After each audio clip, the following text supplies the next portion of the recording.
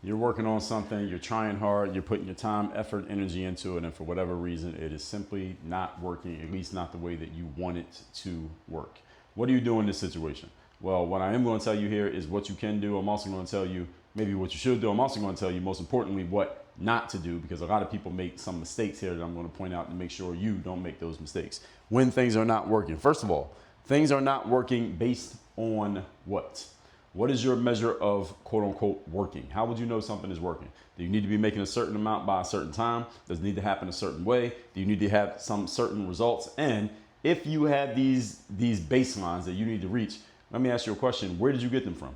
Did you just arbitrarily make it up? Like, hey, in 6 months, this has to happen, or I need to make this much money, or I got to be doing better than these people over here and those people over there. Did you just arbitrarily make up these goals? And then when you don't hit these goals that you just made up out of nowhere, you feel like you're a disappointment simply because you didn't hit goals that you set. Now, listen, I'm not telling you not to set goals, and I'm not telling you that goals are bad. However, you have to be very careful in checking yourself. When you set an arbitrary goal that you don't hit, you're disappointed based on something that wasn't really based on any type of scientific or logical measurement or a rational formula. You just came up with something. So you might be setting yourself up for failure by setting arbitrary goals that have no basis in anything that's actually happening in front of you. Number two, intensity defeats extensity. What does that mean?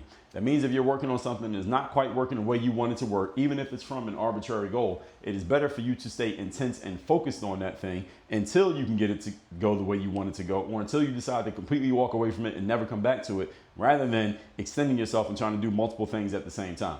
As the saying goes, it's better to go 1 inch wide and a mile deep than to go 1 mile wide and an inch deep in each one of those different places. You don't want to do that. That's how you end up staying close to the surface, which leads to point number three. Most people are losers. Most people are losers. Now, what do I mean by losers? They're actually not losers. Most people are just average. But if you ask most people, do you want to be average, or are you okay with being average?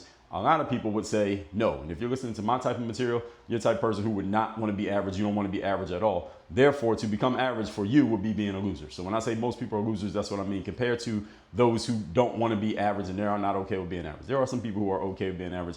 I'm not talking to those people. Since most people are losers, that means you should not be taking advice from them. And the reason I'm pointing this out is because when you're doing something that appears to not be working, especially if it appears publicly to other people that is not working, a bunch of average losers are going to look at you, look at your situation, and they're going to say, your thing's not working. Maybe you should do this. Maybe you should do that. Maybe you should quit. Maybe you should change it this way. Here's the problem. You be taking advice from a loser. Now, if you take advice from a loser, what do you set yourself up to be? I don't even need to answer that question. WorkOnYourGameUniversity.com. Get me as your coach and learn how to put this stuff to work the right way.